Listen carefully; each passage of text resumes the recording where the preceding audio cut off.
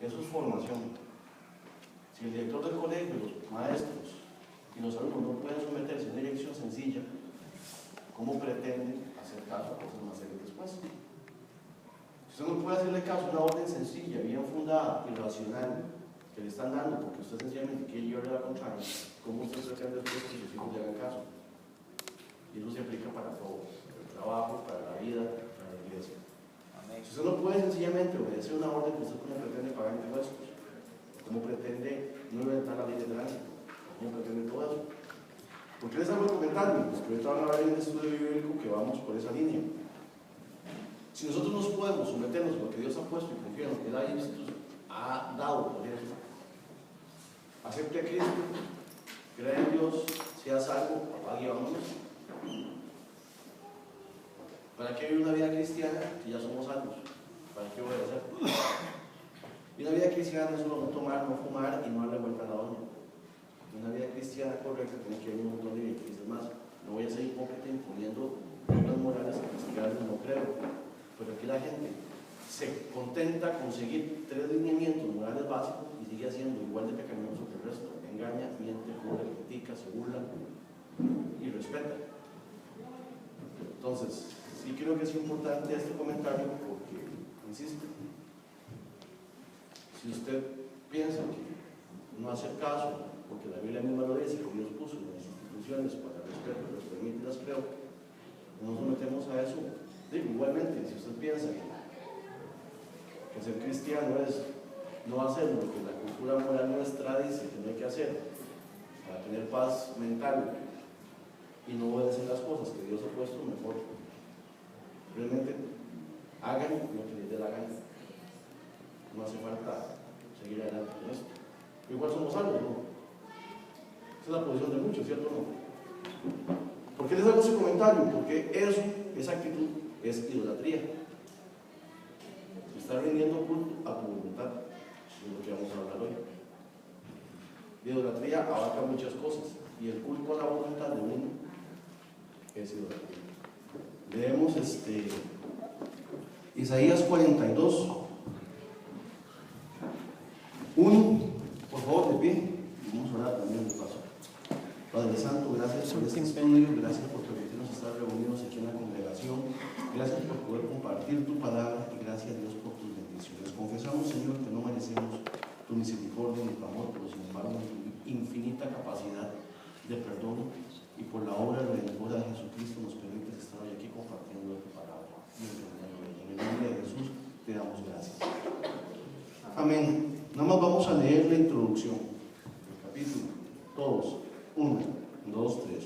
He aquí mi siervo, yo le sostendré, mi escogido en quien mi alma tiene contentamiento. He puesto sobre él mi espíritu, él traerá justicia a las naciones. Amén, gracias. ¿De quién está hablando? Pueden sentarse. ¿De quién está hablando Isaías? De Jesucristo. A mí me tocó, me asignaron un pasaje bíblico para enseñar el día de hoy que honestamente no entendí nada. Además, iba a llamar al pastor y iba a preguntar qué quería que hablara eso, porque no. Y eso voy a leer. Me tocó Isaías 42, del 14 al 17.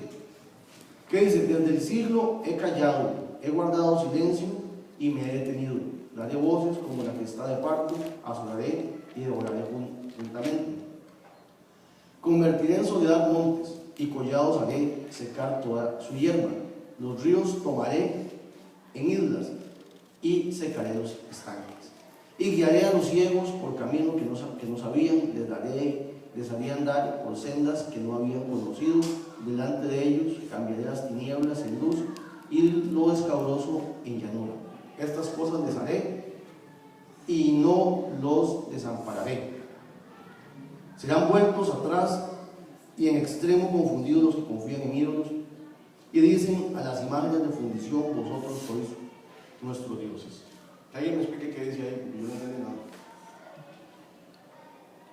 Cuando me tocó ese mensaje, yo tengo por costumbre leer los días antes para meditar en la palabra, a ver qué me dice Dios, y no entendía nada. Pensé que el pastor se había equivocado en esta manera. Y yo, la verdad que no entiendo. Entonces, a Dios gracias, comenzamos ahí a indagar un poquito.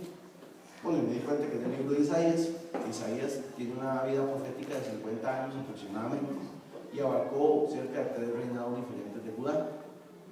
Isaías fue muerto por el rey Manasés, aserrado, partido por la mitad. Y Isaías vivió 3 circunstancias muy horribles. Bueno, varias circunstancias muy horribles, pero propias del Estado de Israel. El libro de Isaías es un libro profético donde Isaías lo que quiere es que el pueblo de Israel se aparte de la idolatría y comience a confiar en Dios. Ese es el fin del libro de Isaías.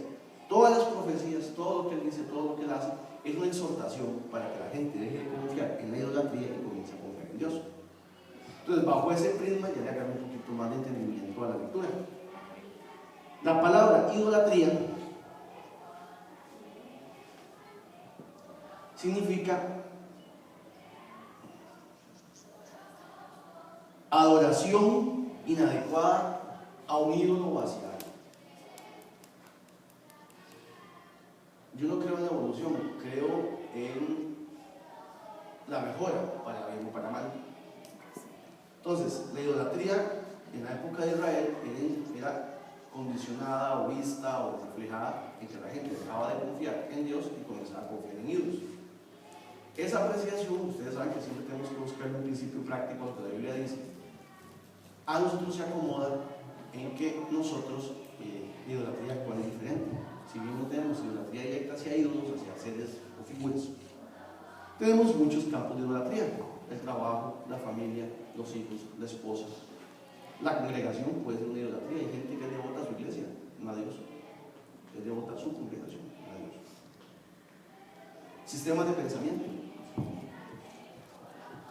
Sistemas de pensamiento como la Biblia dice tal cosa, pero la vida real es otra. Y usted sabe lo que la vida real supuestamente dice, ¿cierto? Eso es idolatría, porque estás adorando, estás haciendo algo que va en contra de lo que Dios dice. Entonces, bajo esa luz, bajo ese prisma, comenzamos aquí a indagar un poquito sobre el mensaje del profeta.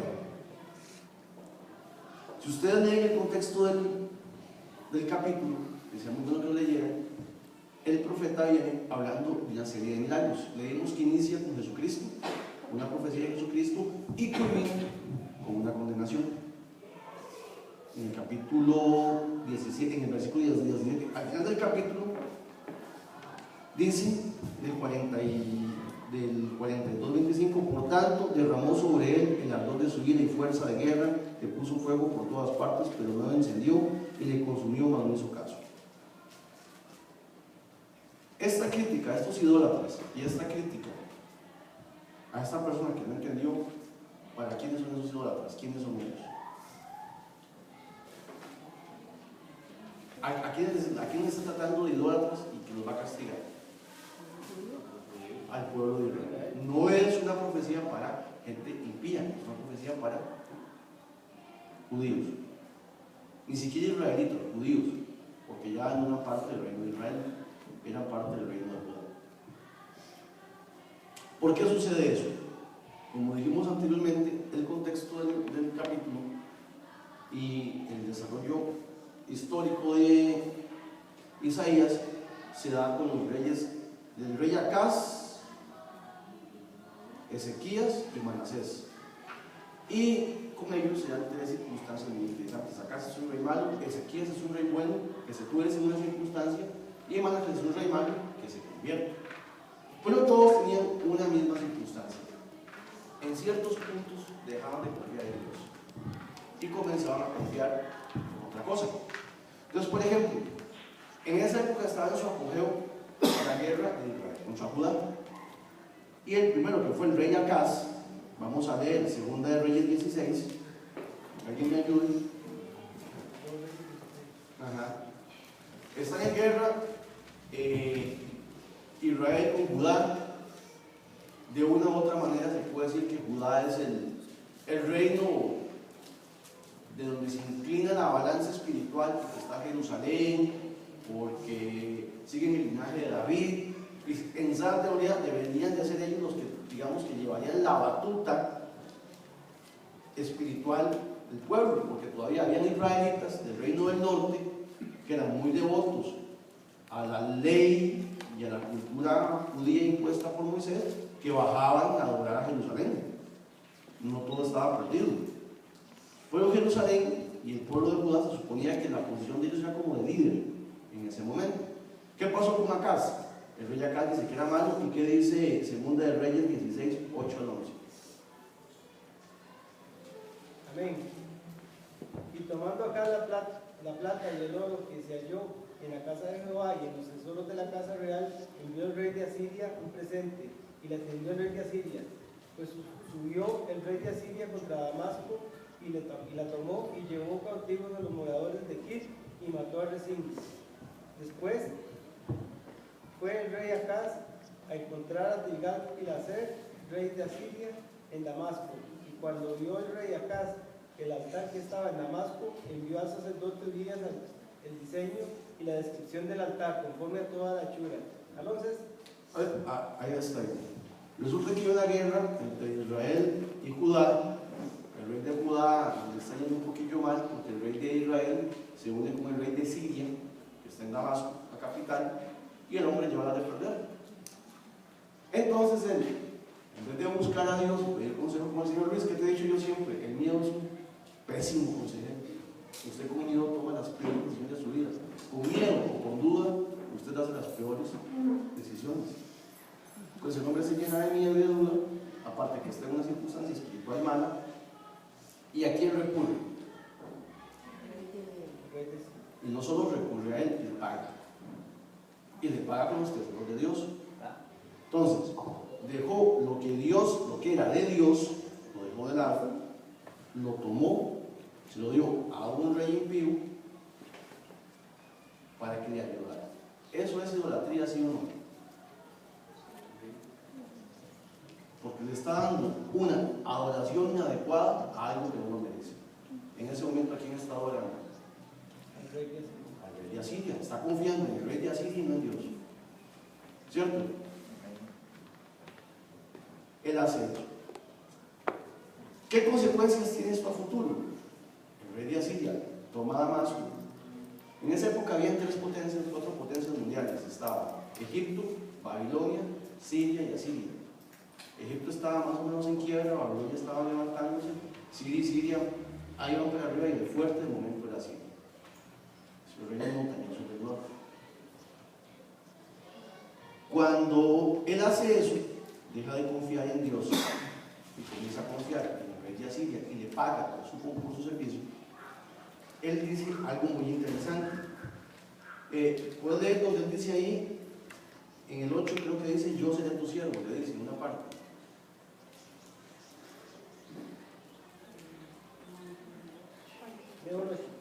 Tomando acá la plata y el 7, perdón, el 7, sí. Entonces acá se envió embajadores a Tilgat-Pileser, rey de Asiria, diciendo: yo soy tu siervo y tu hijo. Ok. Como decíamos los ticos vulgarmente, disculpen la expresión, se le bajó los pantalones y se entregó solo. Dijo: aquí estoy, me voy con usted. ¿Cierto? Entonces dejó de ser el ungido de Dios, el ungido de Jehová, el rey puesto por Dios del linaje de David, para decirle a ellos: soy su siervo. Y tu hijo. Entonces, eso es lo que pasa con Acaz. Eso lo vio. Posteriormente, siguió Ezequías, el papá, el hijo de Acaz, que tuvo una circunstancia parecida, muy parecida, pero ya no con Siria ni con Israel, sino con quien fue atacado: por el rey de Asiria. A quien el papá le había entregado su vida, le había dado sus tesoros. ¿Qué hizo? No llegó a reclamar, llegó a destruir. Hay un dicho que dice que el diablo ofrece poco, no, promete mucho, ofrece poco y se lo lleva todo. Es correcto. Pero en el caso, a grandes rasgos, en el caso de Ezequiel en su aflicción hizo algo muy interesante. Vamos a ir a Segunda de Reyes 19, del 1 al 2.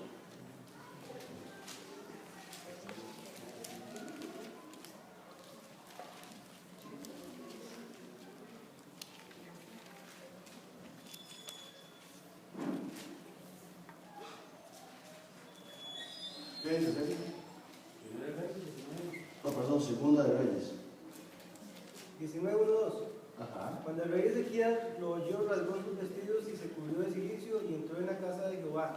Y envió a Eliaquim, mayordomo, a Sebna, escriba y a los ancianos de los sacerdotes, cubiertos de cilicio, al profeta Isaías, hijo de Amós.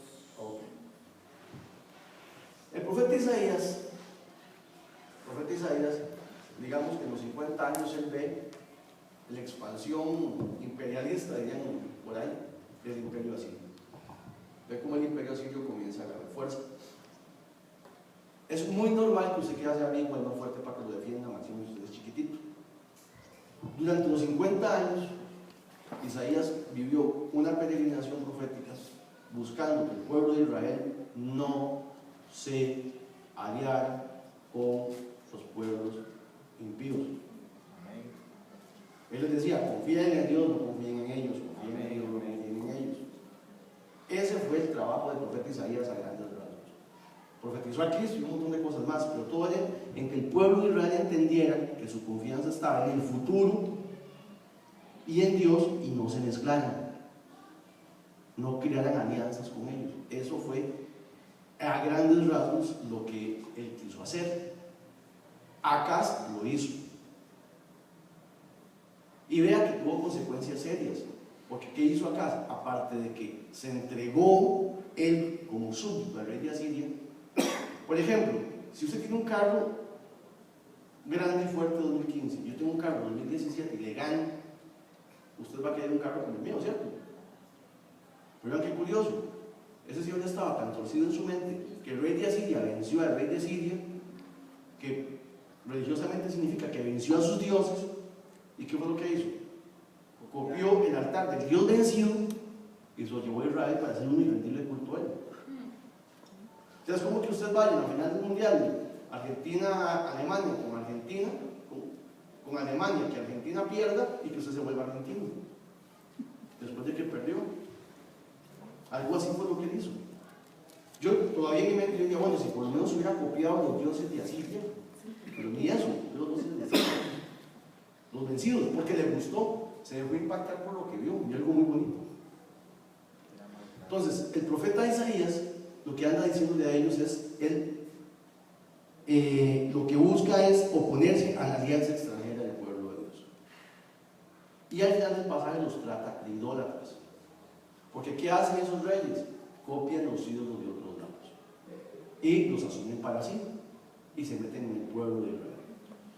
No voy a entrar a grandes rasgos porque estamos hablando de esto, no de Ezequías. Ezequías, antes de consultar a Isaías, primero intentó un acuerdo con el rey Sennacherib, el cual lo violentó. Y eso te demuestra que usted no puede tener puntos de conciliación con el mundo, ni con las cosas que estén equivocadas. Hay algo que dice, un negocio bueno con gente mala termina mal. Y nosotros aquí en esta congregación somos expertos en estos fracasos. Lo digo honesta y abiertamente. Somos expertos en unirnos con gente que sabemos que no sirve por un bien mayor y al final ni se obtiene el bien y tenemos un problema peor. Es lo que somos. Es una realidad. La idea es aprender del fracaso. Una vez Luis aquí predicó y dijo, y si hubiera, es decirle a Dios, usted se equivocó. Tiene toda la razón. Si Dios lo tiene aquí, donde usted está es por algo. ¿Quién ha permitido que usted llegue aquí? Decisiones buenas o malas es por algo. ¿Qué es lo que Dios pretende? Que usted aprenda de eso y corrija a futuro. Porque lo que ya pasó, ya pasó. Entonces, volviendo al contexto de la palabra, vamos ahora al versículo, al mensaje práctico para nosotros. Ya vimos que Dios jamás va a responder ni va a respaldar, y las consecuencias son peores cuando se confía o le rinde idolatría a cosas del mundo en vez de Dios. ¿Qué dice la Biblia? Si quieres saber quién es cristiano, métale en una aflicción. Si el cristiano corre de Cristo, es salvo y es cristiano. La Biblia dice, en aflicción me buscaréis. A él correrá el justo y levantado el cielo. Si usted está en una angustia muy fea y no corre a Dios, escucha hermano, póngase con Dios porque probablemente su corazón no está donde tiene que estar. Y eso tiene que ver con pecado, tiene que ver con conocimiento. Aquí la gente, todo el mundo le echa, es que estás en pecado. Bueno, que levanten la mano los que estamos en pecado. Todos.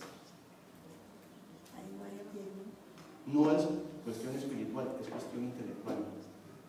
Es saber a quién correr. Si usted tiene hambre, se compra comida. Pero si usted, por ejemplo, yo le voy a hacer, el día que a usted le duela mucho la mano y que la siente inflamada, que vea que se le va a poder, vaya al abogado y le pregunta qué hacer. Pues no sabe qué médico, ¿cierto? Usted el abogado le va a decir, y te mandemos a eso, pues no lo va a curar, ¿cierto? Es lo mismo. El cristiano sabe que con angustia corre a Cristo. Entonces, ¿qué es lo que Isaías les dice a ellos? Vean, señores, ustedes idólatras, Dios va a hacer un montón de milagros positivos y milagros negativos. Milagros positivos de guiar ciegos por sendas nuevas, milagros negativos de convertir montañas, de secar montañas, todo el pasto, porque Dios es grande, vean. Y todo esto es, ¿por qué? Porque serán vueltos atrás en extremo y confundidos los que confían en los ídolos. Amén, amén. Vean todo lo que Dios es capaz de hacer y aún así ustedes siguen confiando en los ídolos y por eso van a ir para atrás. Ejemplos en nuestra vida práctica. Yo honestamente nunca creía mucho en oración. No era muy creyente en oración, ahora sí.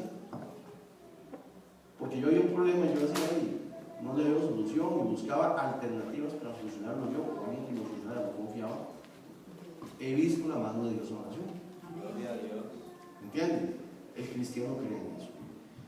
La idolatría que tenemos nosotros, por ejemplo, acuérdense, usted me dice, no hermano, no soy idólatra. Pues bien, si no lo es, perfecto, pero yo sí tengo pecados de idolatría, serios.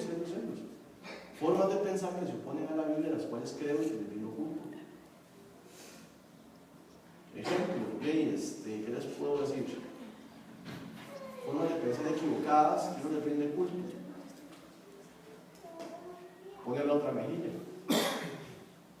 La Biblia dice que hay que poner la otra mejilla. Yo en lo personal no la pongo. Creo más en la violencia a veces. Entonces, ¿a qué le estoy rindiendo culto? A mi ego y a lo que yo creo, ¿no? Eso es idolatría. ¿Cierto? ¿Quién permitió el sistema judicial de Costa Rica? ¿Cómo? ¿Quién permitió el sistema judicial de Costa Rica? Dios. Dios permitió un sistema de leyes. Cuando usted llega y soluciona un problema ajeno a lo que la normativa estipula, usted está diciendo que Dios se equivocó con lo que permitió y que usted lo puede resolver de la mejor manera. ¿Qué es eso? Idolatría. Está confiando en su capacidad, no está confiando en lo que Dios permite. Volviendo al caso de las personas estas de la escuela que puso esa canción, ellos tienen idolatría en su ego, en sí mismos, porque ellos creen que el resto del sistema está equivocado y que ellos pueden por encima de eso. Eso es idolatría. Idolatría es una falsa adoración a algo que no merece. El estudio. Hay una película que yo nunca le había entendido el sentido hasta hace pocos años, Forrest Gump. Forrest Gump es la película atípica que enseña que cuando Dios tiene algo planeado para alguien llevar, ese tipo tonto, estúpido, que no sirve para nada, enfermo, que lo conoce 5 presidentes, que se hace millonario, sencillamente haciendo las cosas bien. ¿Entienden? Entonces, no estoy diciendo que usted sea negligente y vago. Hay una serie de principios bíblicos que Dios tiene. Idolatría, falsa idolatría en la iglesia. Hermanos, Dios dice que el Señor proveerá. Entonces yo me dedico a predicar, a enseñar, a glorificar a Dios, porque Dios no me puede dejar abandonado. Y la Biblia dice que el Señor cuida hasta los pajaritos. ¿Cierto? Permítame decirle que usted es un gran vago. Porque la Biblia dice que el que no trabaja, que no coma. Todo eso que dice la Biblia es cierto, pues tiene que trabajar. ¿Cierto? Por testimonio y por principio bíblico. Que la Biblia dice, en la mano diligente será prosperada. Entonces usted se va creyendo falsas ideas en su mente y en su corazón, que les va rendiendo culto para justificar su vida, y eso qué es idolatría. ¿Qué era más fácil? En el antiguo Israel, quemar un chiquito recién nacido y esperar que el diablo lo bendiga, que someterse a Dios trabajar como se debe y hacer las cosas que Dios manda para que le vaya bien. ¿Qué prefería el pueblo de Israel? Quemar un chiquito a Moloch, seguir en sus orgías y fiestas y esperar a que Dios bendijera. Miren, en vez de rendirle culto a Dios como se debe y someterse a los principios que Dios ha dado. Principios de diligencia, principios de oración, principios de un montón de cosas. Eso es idolatría. Darle pleitesía, darle adoración a algo que no lo merece. Y la gente lo ve en base a figuras, a personas o a cosas, ¿no? Las actitudes, las formas de pensar. ¿Se acuerdan que antes decían que la Biblia rompe la roca? ¿Por qué? Porque nuestra cabeza está llena de ideas que se han vuelto duras y que no queremos dejar.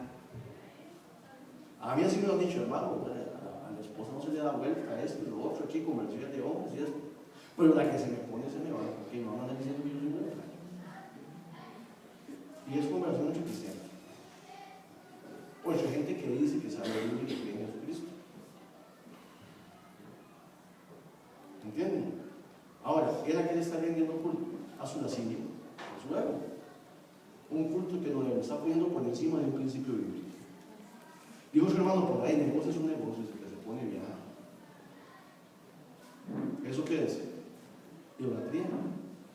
Está poniendo por encima su visión de trabajo a lo que la Biblia dice. La Biblia que habla de la prensa falsa. ¿Ah? Y del negocio torcido, ¿qué habla la Biblia? Condena, ¿sí o no? Pero ¿qué le dicen a uno en la calle? Sí, eso está bien, pero es que en la vida real es otra cosa. El que se pone se va a su negocio. ¿Correcto? Ahí usted está vendiendo culto a un ídolo suyo. Usted está excusándose con su forma de pensar. La gente que, por ejemplo, qué sé yo, no voy a dar nombres, porque un hermano decía, es que es la comida de mis hijas.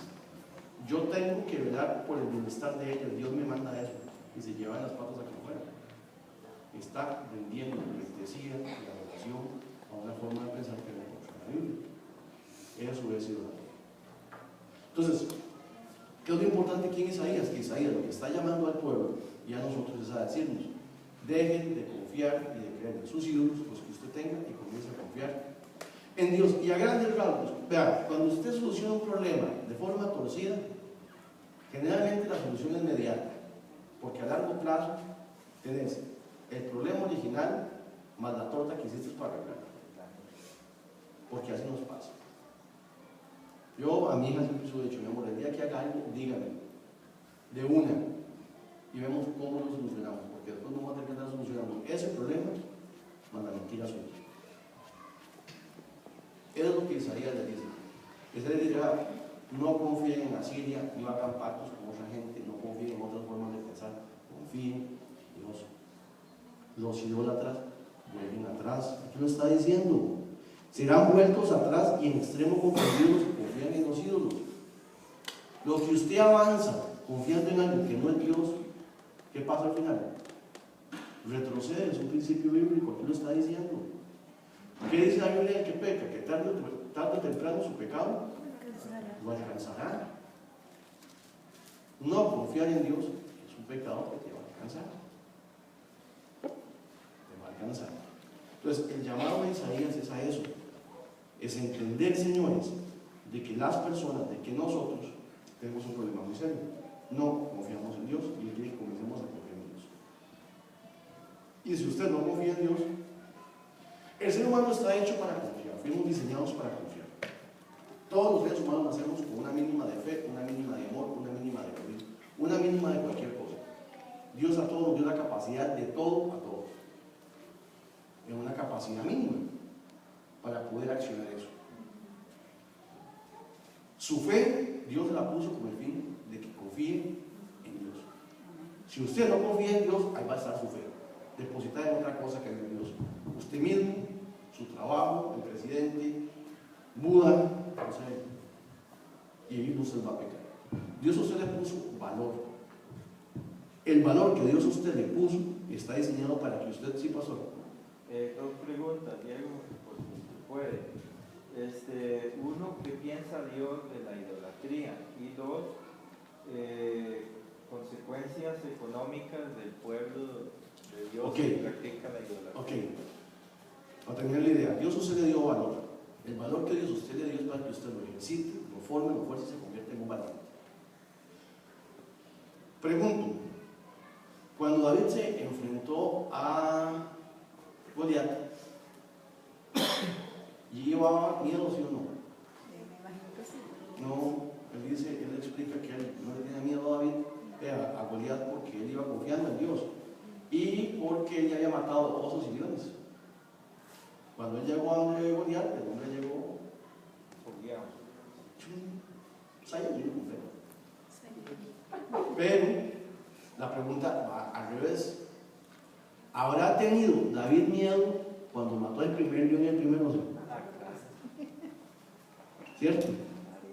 Entonces, agarró ese valor que Dios le puso, lo depositó, confió en Dios y lo comenzó a ejercitar hasta llegar a ver a Goliat y no se asustó. O sea, él se le quedó viendo, es más, imagínense en la batalla, se quedó viendo David a Goliat y dijo, ¿y ese circunciso quién es que viene aquí a molestar? A ofender, sin miedo, o sea, porque no lo calla. Y todo el mundo se cree que le pasa a este chiquito. ¿Cierto? Pero cuando él llegó ahí, ya llegó fortalecido y desarrollado.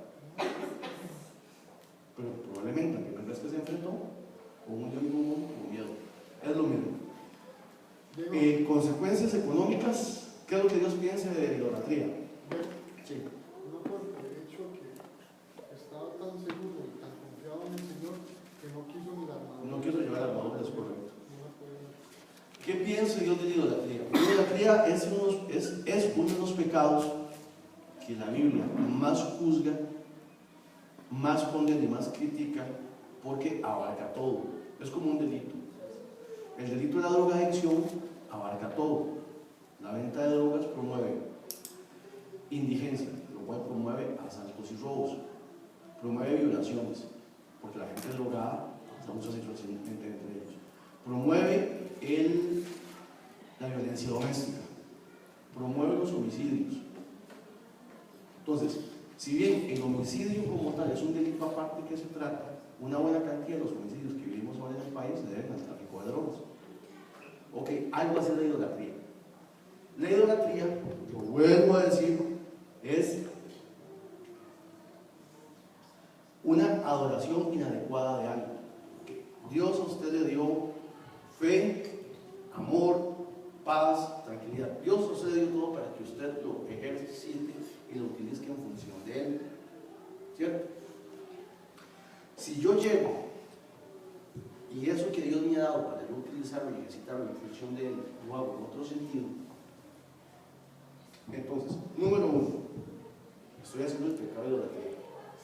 Número 2, estoy siendo desleal, porque el recurso que se me dio para eso lo estoy utilizando en otra cosa. Eso se llama deslealtad. Número 3, estoy siendo mal agradecido, porque no estoy agradeciendo lo que Dios me está dando. Número 4, estoy dudando. ¿Por qué duda? Porque estoy dejando de creer en lo que Dios dice para creer en otra cosa. Por eso es que la idolatría es tan molesta. Ahora, ejemplo de idolatría, el hombre que le es infiel a la esposa es idólatra. Sí. ¿Por qué es idólatra? Porque se está rindiendo culto a sí mismo en sus deseos carnales y no está obedeciendo a Dios. El hombre que es avaro es idólatra. Sí. Porque le está rindiendo culto al dinero y a sus deseos materiales en vez de a Dios. La persona que es mentirosa es idólatra. Sí, porque le está rindiendo culto a su capacidad de resolver las cosas en vez de confiar en que Dios. ¿Usted cuándo uno miente? Cuando uno no tiene la capacidad de responder o el valor o la confianza de responder algo en ese momento por el problema. Diego, ¿por qué usted no viene anoche? Porque me dormí. No, es que Jimena se enfermó. Es que ¿usted qué está haciendo? Está confiando en usted mismo para resolver ese problema. No está confiando en que si usted dice la verdad como la Biblia manda, Dios lo va a respaldar y el problema se va a solucionar. Amén. Por eso es que la idolatría es el pecado que Dios detesta sobre todos, porque es la raíz de otro montón de males. Usted en un estado de idolatría, usted está rindiendo culto a algo que no es Dios. Y un culto ciego. Idolatría a los ídolos. Lo que está diciendo es que usted no confía en Dios y confía en otra cosa. que esa cosa le va a resolver los problemas que Dios le puede resolver y le va a resolver. Amén. Consecuencias económicas, volvemos a lo mismo. Todo lo que hemos dicho tiene una consecuencia. Si usted, por ejemplo, es infiel en su matrimonio, se está rindiendo culto a sí mismo y a sus pasiones y deseos. ¿Por qué no hablamos de eso? Hay un pasaje bíblico que dice que el que frecuenta rameras perderá sus días. Si usted tiene idolatría, usted no frecuenta rameras, no es que Dios lo va a castigar quitándole la plata. Si usted en esos ambientes va a tomar licor, va a comer, va a gastar plata que no tiene, como se da cuenta, pero hay una consecuencia económica. Si usted roba, miente, hurta o hace un negocio malo, hay una consecuencia económica. ¿Qué le pasó al pueblo de Israel? Por rendirle culto a los asirios, el rey Acaz sacó todo el tesoro que tenía en el templo. El rey, acuérdense que los reinos funcionan como un estado, funcionan como activos. Tienen que tener un capital que responda por lo que ellos hacen. Un reino quebrado no sirve para nada. No puede pagar salarios para sus soldados, no puede dar seguridad a su pueblo, no puede cuidar de sí mismo. ¿Qué consecuencias económicas le trajo a Israel? Al quedarse el Estado sin dinero, se quedó sin ejército. Al quedarse sin ejército, cualquiera llegaba y lo saqueaba. Si ustedes siguen con la lectura de Segunda de Reyes, se van a dar cuenta que después de que pasó eso, los edomitas invadieron Israel y Jerusalén y se apropiaron de ciudades. ¿Por qué se apropiaron de ciudades? Porque no había ejército para que los defendieran. No hay plata. Ahora, ¿quién es el dueño del oro y de la plata? El Señor. Entonces, si usted no está bien con Dios, Dios no le va a dar ninguna plata. O sea, esto es como les digo, es una cadena de eventos. Insisto, lo importante, la exhortación que tiene Isaías para nosotros aquí es: no hacer alianzas con el mundo y confiar en Dios, dejarle la idolatría. Yo me considero una persona altamente idólatra. Confío mucho en mis capacidades para resolver problemas. Y poco a poco Dios me ha ido quitando eso. He tenido que recorrer a abogados a cada rato, porque Dios me ha buscado lo que decía. Antes llegaba por el canto de resolver juicios. Me lo perdía. Medio millón en cada juicio, mejor pago 150,000 pesos a un abogado y comencé solo bien y hago las cosas de la mejor manera. ¿Cierto? Así funciona esto. No pague impuestos, no pague impuestos, se ahorrará $30,000 por mes. Cuando le llegue el embargo, va a tener que pagar abogado más los impuestos. ¿Cierto? A la multa, Más la multa. los intereses. ¿Cierto? ¿Usted cree que usted es más vivo que Dios? No. Vea, en la oficina tenemos unos compañeritos nuevos que llegaron y que venían vacilando a nosotros. El que nosotros fuéramos permisivos con ellos no quiere decir que fuéramos estúpidos. Que un día yo le quería con mucha valor, bueno, no se enojen. Pero usted no nos está vacilando, usted está haciendo esto y esto, pasa esto y esto. Usted no lo vive con nosotros. Que nos hagamos nosotros con eso es otra cosa, pero usted no es de nosotros. Ni que el jefe, porque usted piensa que está haciendo el jefe y le dicen todas. Lo que pasa es que lo está dejando para que se perdice. Así es Dios con nosotros, muchas veces. Permite que leamos. Hay un pasaje que dice: de por sí que el Señor no mira, de por sí que está en otras, de por sí que Dios no se va a meter en esto. Y otro que dice que muchos lo tienen por tardanza. No es así. Si llega, si llega. No me gusta hablar del presidente ni de los gobiernos, se ha aprendido a respetar eso, ni a hacer chistes de ellos, es el presidente. Pero de poco a poco he ido llegando a las consecuencias de las malas cosas que han hecho muchos dentro del sistema. Si tal vez no legales, por lo menos morales. Entonces, Isaías hace un llamado a eso. Y vean que al final el pueblo de Israel no acata el llamado de Isaías. El rey Manasés pierde el reinado. Con Manasés terminan en la peor de las idolatrías salidas por ahí. Fue el peor rey de todos hasta que se arrepintió.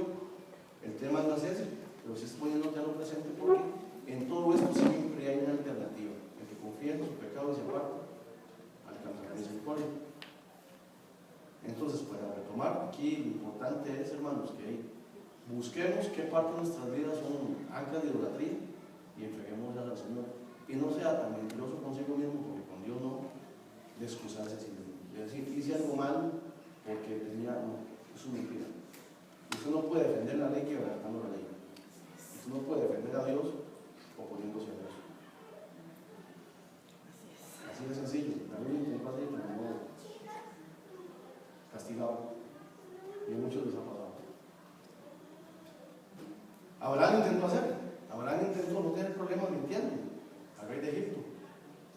Y más bien, ¿qué consecuencias trajo? Confió más en su capacidad que en que Dios lo iba a guardar. Y le trajo consecuencias serias. De pie para orar, por favor. Padre Santo, gracias por tu palabra, gracias por tu amor y gracias por permitirnos estar hoy aquí reunidos.